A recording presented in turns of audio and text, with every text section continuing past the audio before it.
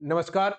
आज देखेंगे SSC CGL 2024 में जो प्रीलिम्स के पेपर हुए थे उसमें 12 सितंबर 2024 को जो थर्ड शिफ्ट हुई थी उसके मैथ्स वाले पार्ट का सॉल्यूशन देखते हैं। पहला क्वेश्चन दिया हुआ है, महाबिंदु एफ से सीधी रेखाओं का एक युग्म वर्त को ए और बी पर प्रतिच्छेद करता है और सी पर वर्त को स्पर्श करता है। तो पहले एक बार डायग्राम बना लो। वो डायग्राम बना लेता हूं। यहां ये बिंदु एफ है, एफ से ए और बी पर प्रतिच्छेद करता है और ये स्पर्श रेखा है। ये बिंदु है सी जहां स्पर्श कर रहा है और ये बिंदु है बी और ये ए है। देखो बी बिंदु दूर है, वो कहां से पता लग रहा है कि एफ ए ग्रेटर देन है एफ बी। ये एफ बी बड़ा है। एफ बी बड़ा कब होगा? जब बी बिंदु दूर होगा। आगे दिया हुआ है ओ वर्त का केंद्र है, ये केंद्र मान लेता हूं। ओ वर्त का केंद्र है तो देखो ओ वर्त का केंद्र है, आगे बोल रहा है कोण ए सी एफ, ये दे रखा है 50 डिग्री। कितना दे रखा है? 50 डिग्री। तो देखो ये रेडियस है, स्पर्श रेखा के साथ 90 डिग्री का एंगल बनाएगी तो ये 50, तो ये कितना बच जाएगा? 40 डिग्री। कितना बच जाएगा? 40 डिग्री। ये 40 तो ये भी कितना हो जाएगा? 40 डिग्री। ये भी कितना हो जाएगा? 40 डिग्री। अब क्या बोल रखा है कि कोण ए एफ सी बराबर 30 डिग्री। कोण ए एफ सी बराबर 30 डिग्री, तो ये वाला 30 डिग्री। तो 50 और 30 कितना हो गया? 80। 50 और 30 कितना हो गया? 80। तो ये कितना बच गया? 100 डिग्री बच गया। 100 डिग्री बच गया। तो देखो एक ही रेखा पे बने कोण 180 डिग्री होता है। 100 40 140, ये कितना बच गया? 40 डिग्री। ये 40 बच गया तो ये भी तो रेडियस है। ये 40 है तो ये भी कितना हो जाएगा? 40। और कोण ए ओ बी का मान पूछा था, ये पूछा है। त्रिभुज के तीनों कोणों का योग कितना होता है? त्रिभुज के तीनों कोणों का योग होता है 180 डिग्री। तो 40 और 40 80, 180 में से 80 डिग्री माइनस कर दूं तो क्वेश्चन का आंसर आ जाएगा कितना? 100 डिग्री। तो पहले क्वेश्चन को सोल्व किया और आंसर कितना आ गया? 100 डिग्री। कौन सा ऑप्शन है? C option. ये था पहला क्वेश्चन।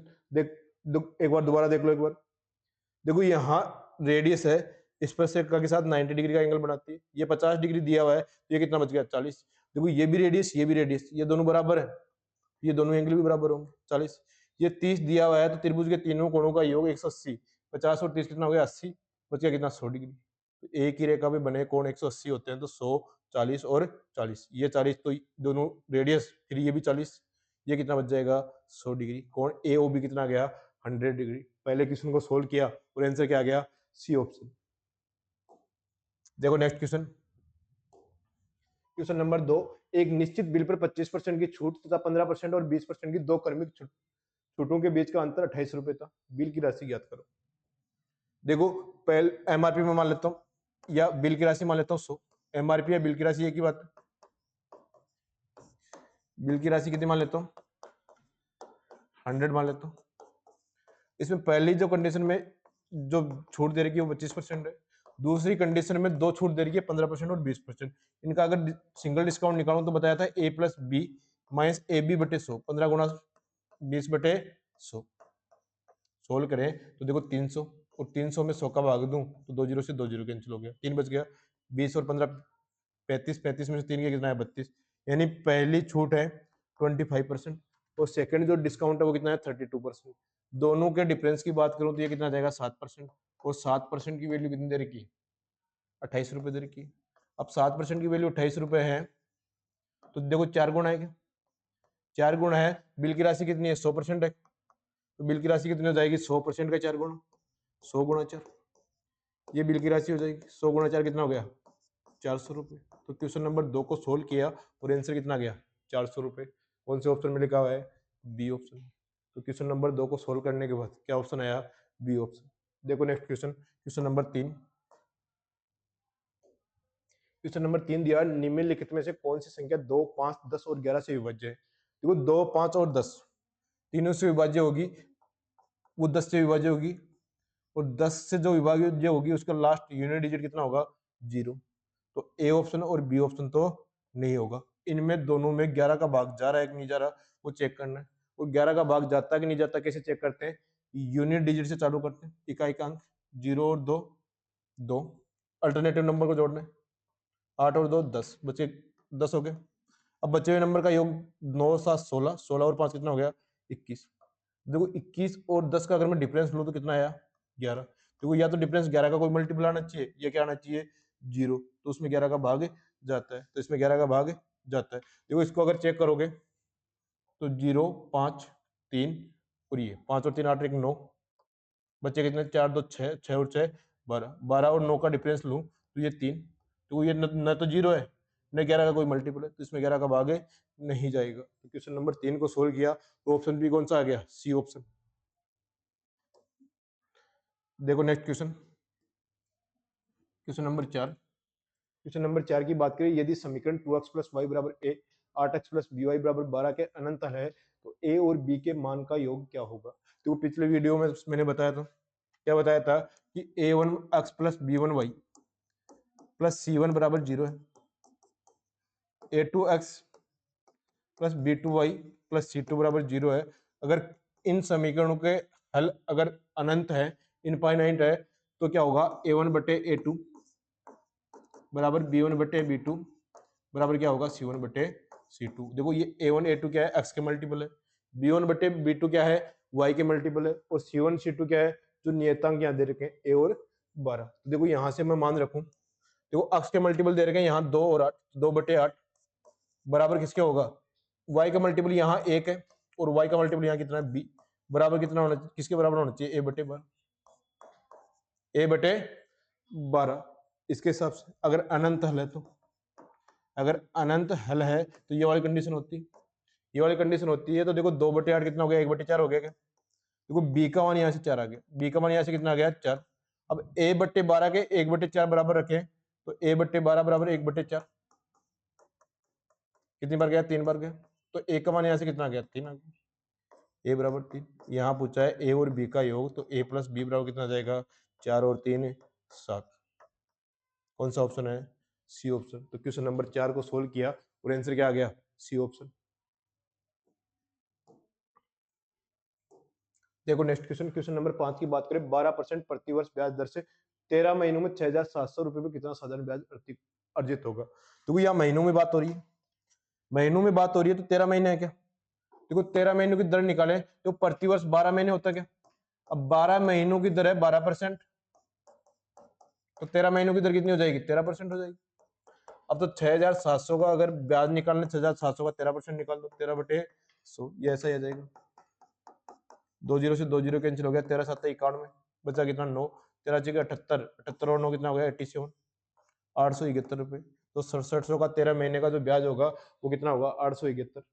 तो क्वेश्चन नंबर 5 को सोल्व करने के बाद जो ऑप्शन आया वो कौन सा ऑप्शन है, ए ऑप्शन। कौन सा ऑप्शन है, ए ऑप्शन। देखते हैं नेक्स्ट क्वेश्चन,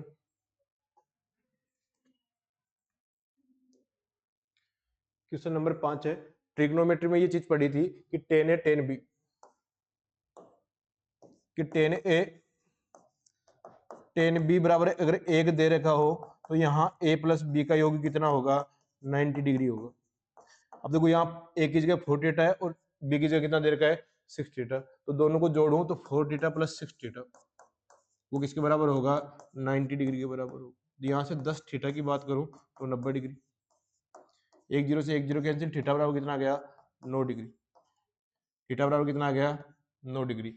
अब क्वेश्चन में जो पूछा है वो क्या पूछा है, कोट 5 थीटा, कोट 5 थीटा, तो थीटा की जगह अगर मैं 9 डिग्री रखूं तो 9 का 5 गुना कितना हो गया 45 डिग्री।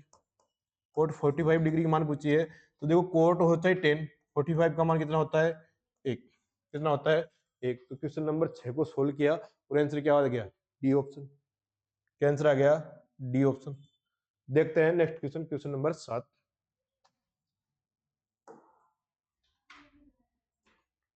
क्वेश्चन नंबर 7 में दिया हुआ है, दिया गया क्वेश्चन निम्नलिखित चार्ट क्रमशः मुद्रणालय ए बी और सी से वर्ष 2018 20 और 22 में हजारों की संख्या में पाठ्य पुस्तकों के प्रकाशन को दर्शाता है। देखो क्वेश्चन में जो पूछा है वो क्या पूछा है, देख लो एक बार, कि वर्ष 2018 में बी द्वारा, देखो बी है और 2018 की बात करें वो कौन सा है, ब्लू कलर का है, नीला है, तो 2018 में बी द्वारा प्रकाशित पाठ्य पुस्तकों कितना है 2018 में 12 है, यहाँ लिख लो बी 2018 कितना है 12 है। आगे क्या बोल रहा है, वर्ष 2020 में सी द्वारा प्रकाशित 2020 की बात करें, 2020 कौन सा रेड वाला है, और किसकी, सी का, तो कितना हो गया 9, 12 और 9, सी है वो किसका है 2020 का, उसका मान कितना है 9। इनका दोनों का अगर अनुपात निकालना है, 3 से काटा 4 बार, और इसको 3 से काटा कितनी बार गया 3 बार, 4:3, तो कौन सा ऑप्शन आ गया, सी ऑप्शन। यह था क्वेश्चन नंबर 7। देखते हैं next question, question number 8। Question number 8 दिया हुआ है, इन त्रिभुज ABD एंड त्रिभुज APC कोण BAD बराबर 60 डिग्री। देखो जहां जहां जो मान दे रखा है मार्क करते जाओ, यहाँ कलर चेंज कर लो। BAD कितना आ गया 60 डिग्री, BAD कितना आ गया 60 डिग्री, BD बराबर EC, यहां लिखते जाओ BD बराबर EC, कोण ABD कोण FEC यानी ये वाला 90 डिग्री और ये वाला भी कितना है 90 डिग्री। ठीक है, मतलब कोण B बराबर कोण E। मैं कौन से ट्राइंगल की बात कर रहा हूं, एक तो ट्राइंगल है ABD, एक ट्राइंगल है CEF। क्यों, या FEC, किसकी बात कर रहा हूं FEC की बात कर रहा हूं। देखो इसमें ये दो एक भुजा बराबर है, ये इनके बीच का एंगल भी बराबर है। आगे दिया हुआ है AB बराबर AP, AB बराबर AP। देखो यहाँ दो भुजाएं बराबर है और उनके बीच का एंगल बराबर है, तो SAS नियम से दोनों त्रिभुज सर्वांगसम होंगे, सर्वांगसम या कॉन्ग्रुएंट होंगे। तो सर्वांगसम का मतलब क्या होता है कि जहां ये 60 डिग्री है तो ये भी कितना होगा 60 डिग्री, ये 60 डिग्री है तो ये भी कितना होगा 60 डिग्री, और ये 30 है तो ये भी कितना होगा 30। ये 30 कैसे आया, देखो 90 60 180 होता तो कितना बच गया 30 डिग्री। अब पूछा क्या है, कोण BAD, BAD कितना है 60 डिग्री बट्टे कोण FCE, FCE का मान कितना है 30, 60 में 30 का भाग दूं तो आंसर कितना आ गया 2, कितना आ गया 2, तो 2:1, 2 का मतलब क्या हो गया 2/1, तो इसको मैं क्या लिख सकता हूँ 2:1। तो यहाँ जो बात ध्यान रखने वाली थी क्या थी, इसमें दो भुजाएं बराबर दे रखी है, कौन सी ये वाली, उनके बीच का एंगल बराबर दे रखा है, तो वो SAS नियम द्वारा सर्वांगसम है। तो जब सर्वांगसम त्रिभुज होते हैं तो उनकी सेम पोजीशन में जो एंगल है वो क्या होंगे बराबर। देखो 90 90 60 60 30 और 30, यहाँ मान रखा 60/30 कितना है 2/1, 2:1। ये था क्वेश्चन नंबर 8। देखते हैं next question, question number 9। Question number 9 फिर डीआई का क्वेश्चन है, क्या दिया हुआ है, इसको हटा लेते हैं एक बार। क्वेश्चन नंबर 9 दिया हुआ है, उत्पादन विभाग में कर्मचारियों की संख्या सभी विभागों की महिला कर्मचारियों की संख्या का कितना प्रतिशत है। देखो यहां से सोल्व करें,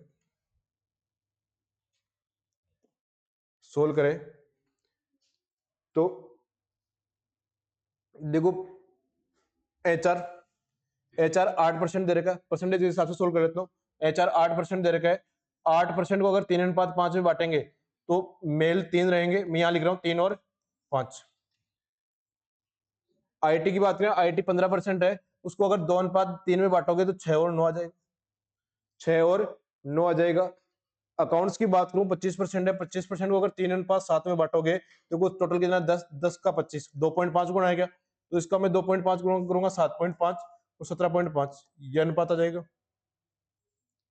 मार्केटिंग में दे देगा 7 और 4, टोटल कितना दे देगा 22, 7 और 4 11 का डबल है, तो यहाँ 14 और 8, 22 को अगर 7:4 में बांटोगे तो कितना आएगा 14:8, और 30 को 5:3 में बांटोगे तो 30 टोटल 5 और 3 8 की वैल्यू है, और यहाँ से 30/8 को निकालो तो 15/4, 15/4, और महिलाओं की संख्या निकाली 3 का मान निकाल लेता हूँ 45/4, 11.25। अब देखो ये टोटल परसेंटेज है, टोटल तो कितना है 100 है, टोटल तो कितना है 100 है। यहाँ से मैं एड करूँ 9 और 5 14, 17 और 14 31.5, 39.5, 39.5 और 11.25 कितना हो गया 50.75, 50.75%।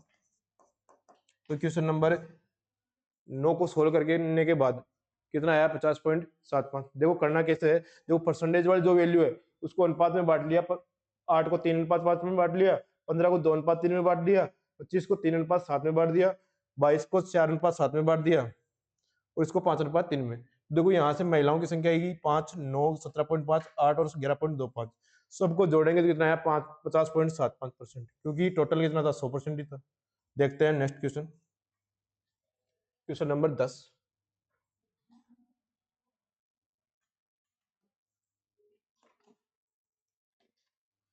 क्वेश्चन नंबर 10 नंबर सिस्टम का क्वेश्चन है। क्या दिया हुआ है? 9187682 को 8 से विभाज्य बनाने के लिए ए को दिया जाने वाला सबसे छोटा मान ज्ञात कीजिए। देखो 8 का भाजकता का नियम क्या होता है? किसी भी नंबर के लास्ट 3 डिजिट में अगर 8 का भाग जा रहा है, 8 का भाग जा रहा है तो उस नंबर में भी 8 का भाग जाएगा। तो यहाँ अंतिम 3 डिजिट की बात करूं 682, तो ये लिख लो सिर्फ। अब ए का मान सबसे छोटा मान रखना है जिससे 8 का भाग जाए। देखो यहाँ देखो 6 है, ये अगर सम संख्या होती है तो उसमें 8 का भाग जाता है। तो यहाँ ए और 2 चेक करना है। यहाँ 0 2 लिखता हूँ, 8 का भाग नहीं जाता। 12 में भी 8 का भाग नहीं जाता। 2 लिखता हूँ, 22 में भी 8 का भाग नहीं जाता। ए की जगह मैं 3 रखता हूँ, 32 में 8 का भाग जाता है। तो यहाँ से ए का मान कितना जाएगा? 3। ए का मान सबसे छोटा मान कितना जाएगा? 3। और इससे अगला मान निकालना है तो कितना ऐड करना पड़ेगा? 40, 7 आएगा। देखो next question, question number 11। Question number 11 दिया हुआ है, दो पाइप ए और बी किसी टंकी को क्रमशः 1 से 1/3 घंटे। देखो 1 से 1/3 को चेंज करके लिख लो। एक को 4/3 घंटे लग रहे हैं और बी 2 घंटे में भर सकता है। बी कितने घंटे में भर सकता है? 2 घंटे में भर सकता है। तो क्या पूछा है? यदि दोनों पाइप एक साथ खोल दिए जाते हैं तो कितने समय में टंकी भर जाएगी? देखो एलसीएम लो तो एलसीएम कितना आ गया? 4 आ गया। 4 में 4/3 का भाग देंगे 3 आ जाएगा। 4 में 2 का भाग देंगे कितना आ जाएगा? 2। देखो टोटल एफिशिएंसी टंकी की कितनी है? 4। दोनों मिलकर 1 मिनट में कितना भरते हैं? 3 और 2 5। तो इनको जो समय लगेगा वो लगेगा 4/5 घंटे। लेकिन ऐसा तो कोई ऑप्शन में लिखा हुआ नहीं है। ऐसा कोई ऑप्शन में नहीं लिखा हुआ। 4/5 घंटे को अगर मैं मिनट में चेंज करूं तो 4/5 इंटू 60 कितना आ गया? 48 मिनट, 48 मिनट। तो क्वेश्चन नंबर 11 को सोल्व करने के बाद आंसर कितना आया? 48 मिनट। देखो next question, question number 12। Question number 12 दिया हुआ है, एलजेब्रा का क्वेश्चन है। a² + b² + c² बराबर 2a + c - 1, then the value of aq + bq + cq। देखो यहाँ अगर a b c का मान अपने को पता हो तो इस क्वेश्चन का आंसर दे पाएंगे। इसको मैं अगर सोल्व करूं a² + b² + c², अगर 2 को अंदर इंटू कर दूं 2a + 2c - 1 - 2, ये हो जाएगा क्या? देखो a वालों को एक तरफ रखता हूं, a² - 2a + b² + c²। अच्छा ये इस तरफ आया माइनस हो गया, c² - 2c। अब देखो ये -2 है, ये इस तरफ आएगा तो +2 हो जाएगा। तो मैं एक बार तो +1 यहाँ लिख रहा हूँ और एक बार प्लस लिख रहा हूँ, 1 यहाँ लिख रहा हूँ, बराबर क्या आ जाएगा? 0। देखो इसको वापस सोल्व करोगे तो ऊपर वाली चीज ही बनेगी। ये बन गया a - 1 का स्क्वायर, ये बन गया b - 0 का स्क्वायर और ये बन गया c - 1 का स्क्वायर। देखो स्क्वायर संख्या कभी माइनस में नहीं होती, तो इनका योग 0 तभी होगा जब ये इंडिविजुअल यानी सब क्या होंगे?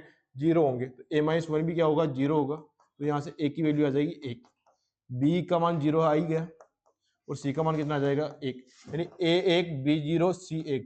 यहाँ a³ 1 का क्यूब 1, 0 + 1 कितना आ गया? 2। तो क्वेश्चन नंबर 12 को सोल्व करने के बाद ऑप्शन कौन सा आ गया? B option. कौन सा ऑप्शन आ गया? B option. देखो next question, question number 13। Question number 13 की बात करें, एक नाविक धारा के प्रतिकूल। देखो प्रतिकूल क्या होता है? Down stream. डाउन स्ट्रीम होता है क्या? देखो ये लिखा हुआ अगेंस्ट द करंट, विपरीत दिशा में। अगेंस्ट द करंट विपरीत दिशा की बात कर रहा है तो 1 घंटे में 2 किलोमीटर, यानी अगेंस्ट द करंट। देखो नाव की चाल अगर मैं अक्ष, नाविक की चाल अक्ष मानूं और धारा की चाल y मानूं तो अक्ष माइनस y वो किसके बराबर होगा? 2 किलोमीटर 1 घंटे में, 2 किलोमीटर पर आवर। यानी धारा के विपरीत दिशा में इसकी चाल होगी 2 किलोमीटर पर आवर। और विपरीत दिशा में देखो नाविक की चाल और धारा की चाल क्या हो जाती है? माइनस हो जाती है। धारा के अनुकूल 10 मिनट में 1 किलोमीटर। देखो 1 किलोमीटर है मिनट को घंटे में चेंज करूँ 10/60, 10 से 10 कैंसिल, तो ये 6 ऊपर आ जाएगा, तो धारा के साथ जो स्पीड आएगी वो आएगी 6 kilometre per hour, 6 kilometre per hour. तो यहाँ से x प्लस वाई का मान कितना आ गया, 6 किलोमीटर पर आवर। यहाँ से देखो x का मान ज्ञात करते हैं तो दोनों को जोड़ो, 6 और 2 8, और 2 का भाग दे तो कितना आ जाएगा 4 किलोमीटर। y का मान कितना आ जाएगा 2 किलोमीटर पर आवर। यानी यहाँ से नाविक की चाल कितनी आ गई, नाविक की स्पीड x, और वो कितनी आ गई 4 किलोमीटर पर आवर। अब क्या हो रहा है, उसे स्तर जल में 6 किलोमीटर जाने में, देखो 6 किलोमीटर जाना है, उसकी स्पीड है 4 किलोमीटर, तो ये समय आ जाएगा 6/4 को मैं क्या लिखूँ 3/2, 3/2, और इसको अगर चेंज करो तो 1.5 घंटा हो गया, और 1.5 घंटा क्या होता है 1 घंटा 30 मिनट, 1 घंटा 30 मिनट, 1 आवर 30 मिनट। तो क्वेश्चन नंबर 13 को सोल्व किया और आंसर क्या आ गया, ए ऑप्शन। कौन सा ऑप्शन आ गया, ए ऑप्शन। देखते हैं next question, question number 14। Question number 14 दिया हुआ एक्स वाई और जेड के वे मान ज्ञात करें जिससे नीचे दिए गए समीकरणों को संतुष्ट किया जा सके।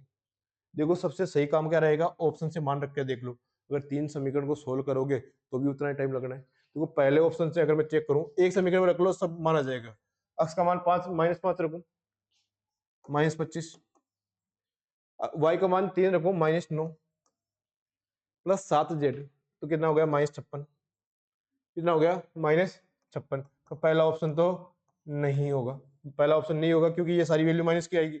दूसरे ऑप्शन को चेक करूं, 5 रखूं तो 25, -8 रखूं तो माइनस माइनस क्या हो जाएगा प्लस, 25 + 24, 3 रखूं तो ये कितना हो जाएगा 7 21। अब तो ये तो खूब बड़ी वैल्यू आ गई, 22 आनी चाहिए, तो दूसरा ऑप्शन भी नहीं होगा। तीसरे ऑप्शन को अगर मैं चेक करूं तो -5 रखूं -25, 5 × -5 कितना होगा -25, 3 रखूं -9, ठीक है, और 8 रखूं 8 × 7 = 56,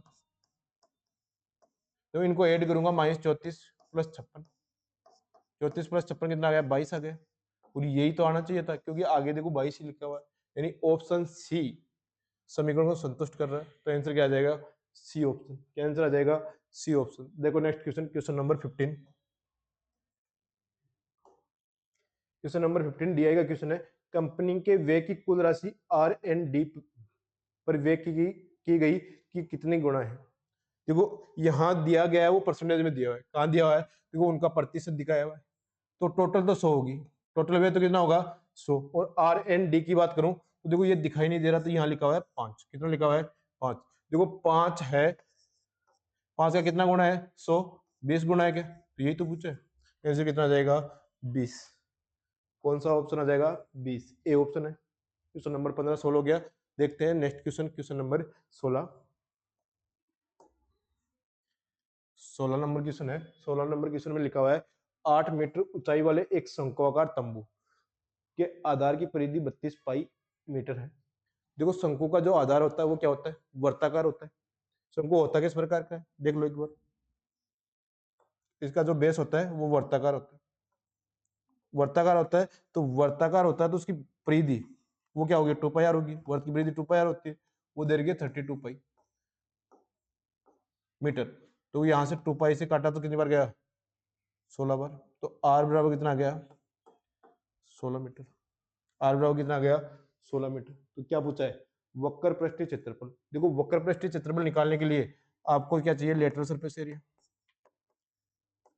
तो वो क्या होगा πr_l, और मान दे रखे हैं सारे पाई में, और r का मान 16 है क्या, इसका मतलब ये तो डिसाइड हो गया कि जो ऑप्शन आंसर आएगा उसमें 16 का भाग पूरा पूरा जाएगा। देखो यहाँ 16 का भाग 162 में नहीं जाता, 164 में नहीं जाता, कौन सा ऑप्शन है, सी ऑप्शन, 128 में जाता है और 132 में नहीं जाता, तो आंसर तो क्या आएगा सी। लेकिन इसको अगर फिर भी पूरा सोल्व करना चाहो तो यहाँ एल का मान चाहिए, और एल क्या होता है √r² प्लस h²। देखो h यहाँ दे रखी है 8 मीटर, तो √16 का स्क्वायर प्लस 8 का स्क्वायर, 256 + 64 कितना आएगा √320। 320 को अगर मैं 64 × 5 लिख दूं, क्या लिख दूं 64 × 5, तो 64 का रूट कितना हो जाएगा 8√5। तो यहाँ से जो तिर्यक ऊंचाई एल है वो कितनी आएगी 8√5। एल कौन सी होती है, ये वाली होती है, ये क्या होती है एच, और ये क्या होती है आर, तो आर एच। यहाँ से देखो ये 90 डिग्री होता है, तो तिर्यक ऊंचाई क्या आ जाती है L² पाइथागोरस प्रमेय से R square plus H square, केवल एल का मान चाहिए तो यहाँ मैं रूट ले रहा हूँ, आंसर आ जाएगा 8√5। अब यहाँ मान रखो, देखो पाई तो का तो पाई रखना है, पाई इंटू 16 इंटू 8√5, देखो 16 आटा 128, 16 आटा 128√5 पाई, और एरिया है तो वो किसमें आएगा, मीटर स्क्वायर में आएगा, किसमें आएगा, मीटर स्क्वायर में। तो कौन सा ऑप्शन आया, सी ऑप्शन। देखो सोल्व करने के बाद भी आंसर तो सी आना था, लेकिन अगर एग्जाम में क्वेश्चन करना था, देखो जहां आर आई मतलब आर से मल्टीप्लाई करेंगे, आर से मल्टीप्लाई करेंगे तो जो ऑप्शन आंसर आएगा उसमें 16 का भाग जाएगा। देखते हैं next question, question number 17। Question number 17 दिया है, find the exact value of sine 150, sine 150। देखो यहां से एंगल का मान देख के ये पता लग रहा है ये कौन से क्वाड्रेंट में। देखो पहले क्वाड्रेंट में क्या होता है 0 से 90, सेकंड में क्या आता है 91 से 180, और थर्ड से क्या आता है 181 से 270, और फोर्थ में क्या आता है 271 से 360 एंगल का मान, और ये ऐसे सर्किल में चलता रहता है। अब 150 कौन से क्वाड्रेंट में आता है, सेकंड क्वाड्रेंट में, और सेकंड क्वाड्रेंट में साइन और कोस। देखो ASTC वाला जब रूल बताया था तो पहले क्वाड्रेंट में ऑल पॉजिटिव होते हैं, क्या होता है ऑल पॉजिटिव, सेकंड क्वाड्रेंट में साइन और कोसेक पॉजिटिव होते हैं, और बाकी जो अदर हैं वो क्या होंगे नेगेटिव, इसके अलावा जो अदर है वो क्या होंगे नेगेटिव। और थर्ड क्वाड्रेंट की बात करो तो उसमें टेन कोट पॉजिटिव होंगे, इसके अलावा जो अदर हैं वो क्या होंगे नेगेटिव होंगे, और लास्ट वाला है जो उसमें कोस और सेक वो पॉजिटिव होते हैं, बाकी क्या होता है नेगेटिव, अदर क्या होंगे नेगेटिव। इस रूल में ये वाली चीज आती है। तो सेकंड क्वाड्रेंट में साइन पॉजिटिव होता है, तो पहले साइन तो डिसाइड हो गया प्लस, इसको मैं लिख दूं साइन 180 माइनस 30 लिख दूंगा। देखो 180 पे कोई भी ट्रिग्नोमेट्रिक रेशियो चेंज नहीं होता, साइन का साइन रहेगा साइन 30, और साइन 30 की वैल्यू होती है 1/2, लेकिन 1/2 तो किसी ऑप्शन में लिखा हुआ नहीं है, तो 1/2 को आगे सोल्व करूं 0.5, कौन से ऑप्शन में लिखा हुआ है बी ऑप्शन, कौन से ऑप्शन में लिखा हुआ है बी ऑप्शन में। ये था क्वेश्चन नंबर 17। देखते हैं next question, question number 18। Question number 18 दिया हुआ है 2 और 32 का मध्य अनुपाती। देखो जैसे वो प्रोपोर्शन जब पढ़ा था तो उसमें पढ़ा था एक तो फोर्थ प्रोपोर्शनल एपी, उसमें 3 नंबर दिए आते हैं ए बी सी, और फोर्थ प्रोपोर्शनल को मान लेता हूँ डी। तो यहाँ से डी का मान क्या होता है बी इंटू सी बटे ए, ये चतुर्थानुपाती होता है। एक होता है तृतीयानुपाती थर्ड प्रोपोर्शनल, उसमें 2 नंबर दिया जाता है ए बी, ये बी वाला रिपीट होता है और ये वाला ज्ञात करना होता है, इसको मैं मान लेता हूँ टीपी मान लेता हूँ। वो क्या होता है B into B B square बटे ए थर्ड प्रोपोर्शनल। और एक चीज पढ़ी थी मध्य अनुपाती मीन प्रोपोर्शनल, वो क्या होता है 2 नंबर दिए हुए होते हैं उसमें ए और बी, इसमें बीच वाला रिपीट होता, इन दोनों के बीच वाला गायब होता है, तो ए के और बी, तो के स्क्वायर क्या होगा ए बी, तो यहाँ से सीधा याद रखना root A B. Mean proportional क्या होता है रूट ए बी, तो यहाँ ए का मान 2 है और बी का मान कितना है 32 है, इसका रूट ले लो ये आ जाएगा 2 इंटू 32 कितना हो गया 64, और 64 का रूट लो तो कितना जाएगा 8। ये था क्वेश्चन नंबर 18, और इसको सोल्व करने के बाद जो आंसर आया वो कौन सा ऑप्शन है बी ऑप्शन। देखते हैं next question, question number 19। Question number 19 की बात करें, दिया हुआ है एक निश्चित उत्पाद को बेचने पर प्राप्त लाभ लागत का 320% है। लिखते जाओ साथ साथ। देखो सीपी अगर मैं 100 मानू, प्रॉफिट 320 है, यहाँ तो सेलिंग प्राइस कितनी आ जाएगी सीपी प्लस प्रॉफिट, वो कितनी आ जाएगी 420, कितनी आ गई 420। आगे क्या बोल रहा है, यदि लागत में 10% की वृद्धि होती है, लागत में 10% की वृद्धि होती है तो सीपी 100 की जगह कितना हो जाएगा 110। विक्रय मूल्य इस तरह रहता है, तो विक्रय मूल्य का कितना प्रतिशत लाभ है, तो विक्रय मूल्य कितना है 420 है। यहाँ से देखो नए क्रय मूल्य के हिसाब से प्रॉफिट निकालें तो वो कितना आएगा 420 माइनस 110, वो कितना आ गया 310, वो 310 बटे 420 इंटू 100। अब देखो यहाँ कैलकुलेशन करने जाओगे तो क्वेश्चन में टाइम खराब होगा, एक छोटा सा दिमाग लगाओ कि 3/4 कितना होता है 75% होता है। अब देखो यहाँ 3/4 75% होता है, लेकिन आगे से डिसाइड होगा 75 से ज्यादा आंसर आएगा या कम आएगा। देखो 10/20 ये कम है, 1/2 कम है, यहाँ मान लो 20 और 10 होते तो 75 से ज्यादा आता, यहाँ 10 और 20 है तो ये 75 से कम आएगा, और 75% से एकदम कम कौन सा है, 73.8%। तो इस क्वेश्चन को सोल्व करने के बाद जो आंसर आएगा वो कितना आ जाएगा, 73.8%। ये था क्वेश्चन नंबर 19। देखो next question, question number 20। Question number 20 की बात करें, एक वर्ताकार चाप जिसकी त्रिज्या 12 सेंटीमीटर है, केंद्र पर 30 डिग्री का कोण बनाता है, बने हुए त्रिज्यखंड का परिमाप ज्ञात कीजिए।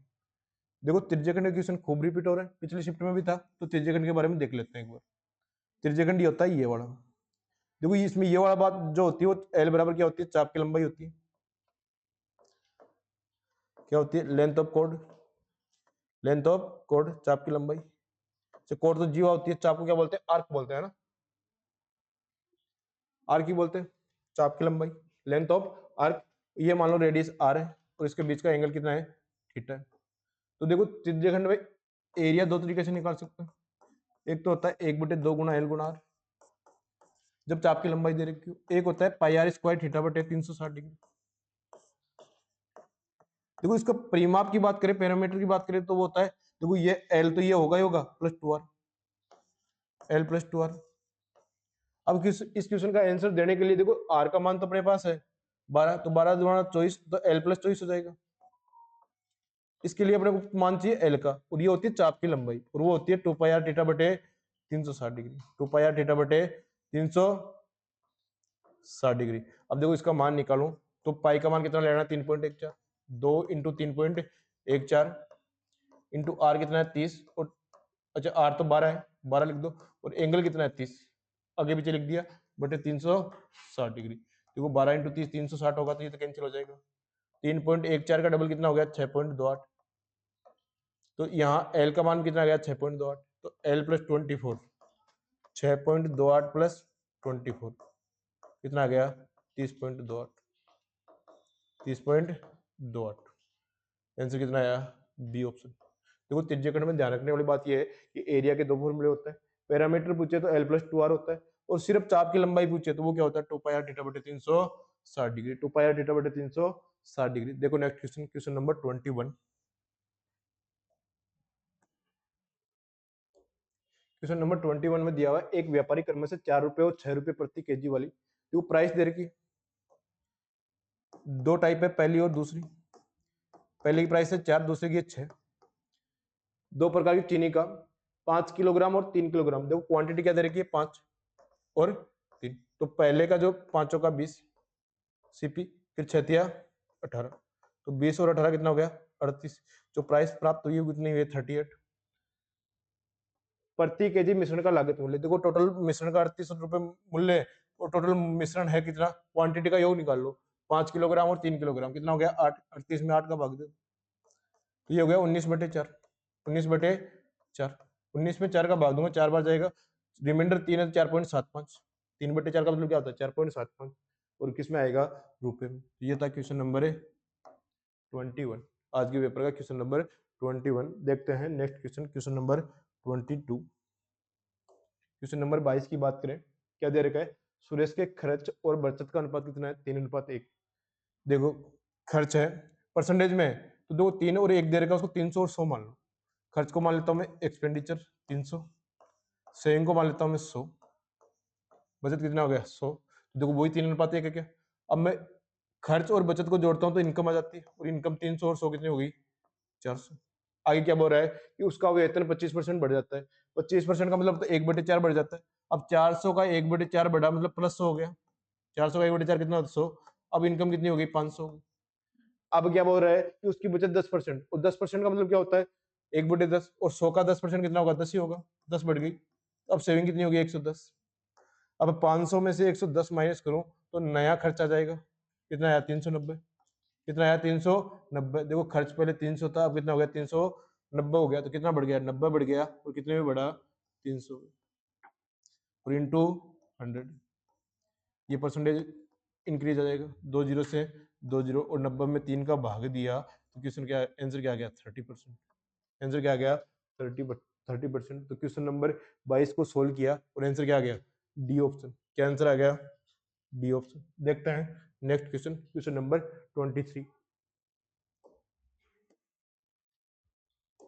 क्वेश्चन नंबर 23 डीआई का क्वेश्चन है, दिया हुआ है 2012 से 2014 के दौरान कंपनी द्वारा उत्पादित ए प्रकार की कारों की औसत संख्या। देखो ए प्रकार की कारों की संख्या निकालते हैं, वो 2012 से 14 की, 2012 से 14 को ऐड करेंगे, देखो 50 और 50 100, 47 और 18 6500, तो ए का एवरेज आ गया 6500 और कितनी कारें बटे 3। अब बी और सी के संयुक्त की संयुक्त यहाँ आगे बोल रहा है 2013 से 2015 तक कंपनी द्वारा उत्पादित बी प्रकार और सी प्रकार की कारों की संयुक्त औसत संख्या। संयुक्त मतलब देखो 3 तो ये और 3 और 3 ये 6, टोटल करो और 6 का भाग दे दो। देखो यहाँ टोटल करते हैं 29 50 59 और 32 91 92 10, बी का टोटल कितना जाएगा 92 10। इनको टोटल करूंगा 63 और 20 83, ये 210, 83 और 210 कितना जाएगा 85 10, 8510 और बट्टे में 6 ये, और इनकी तुलना करनी है तो पहले तो 6500 बट्टे 3 है ही, इसको सोल्व करूंगा तो 17720, 17720 बट्टे 6। अब 17720 2 से कट रहा है तो इसको मैं यहां लिख लेता हूं, बी और सी का संयुक्त एवरेज 88 60 बट्टे 3, इनका कंपैरिजन करना है। देखो बट्टे में दोनों के 3 है तो इसको छोड़ दो, इसको छोड़ दो। यहां देखो कितना कम है 2360 कम है, और कितने पे 88 60 पे इंटू 100। अब देखो इसको सोल्व करेंगे तो 88 से 23, 88 से 22 होता तो 25%, मतलब 88 से 23 हो रहा है तो 25 से जस्ट ज्यादा वाला ऑप्शन कौन सा ऑप्शन है 26.6%। आंसर कितना जाएगा 26.6%। ये था क्वेश्चन नंबर 23। देखते हैं next question, question number 24।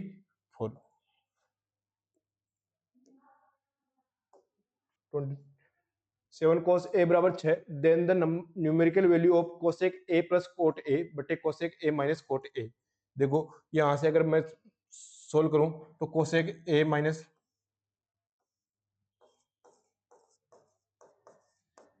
Coat a से ऊपर नीचे इंटू कर दो क्या, क्योंकि बट्टे में अगर माइनस होता है प्लस, अच्छा विपरीत चिन्ह से करना तो ये प्लस से मल्टीप्लाई कर, cosec a plus cot a से, जिससे देखो बट्टे वाली संख्या हट जाएगी। कैसे हट जाएगी, देखो a minus B A plus B, A square minus B square, तो ये हो जाएगा नीचे cosec square a minus cot square, cosec square a minus cot square a, ऊपर आ जाएगा cosec a plus cot a का square, cosec a plus cot a का स्क्वायर। देखो इसका मान होता है 1, यानी यहां मान सिर्फ चाहिए अपने को cosec a plus cot a का होल स्क्वायर। और देखो परपेंडिकुलर बेस और हाइपोटेनस के हिसाब से इसका अगर मान निकालूं तो देखो ये होता है हाइपोटेनस अपॉन परपेंडिकुलर, और ये होता है बेस अपॉन परपेंडिकुलर का स्क्वायर, यानी एच प्लस बी बटे पी का स्क्वायर निकालना है। तो यहाँ अपने पास जो दे रखा है कोस ए बराबर दे रखा है 6 बटे 7, वो होता है बेस अपॉन हाइपोटेनस। अब यहाँ से परपेंडिकुलर का मान निकालूं तो हाइपोटेनस का स्क्वायर माइनस बेस का स्क्वायर 7 का स्क्वायर माइनस 6 का स्क्वायर कितना आ जाएगा 49 माइनस 36 रूट 13। और एच प्लस बी की बात करें तो कितना आ जाएगा 7 और 6 13, तो ऊपर 13 बटे नीचे पी बचेगा रूट 13 का होल स्क्वायर।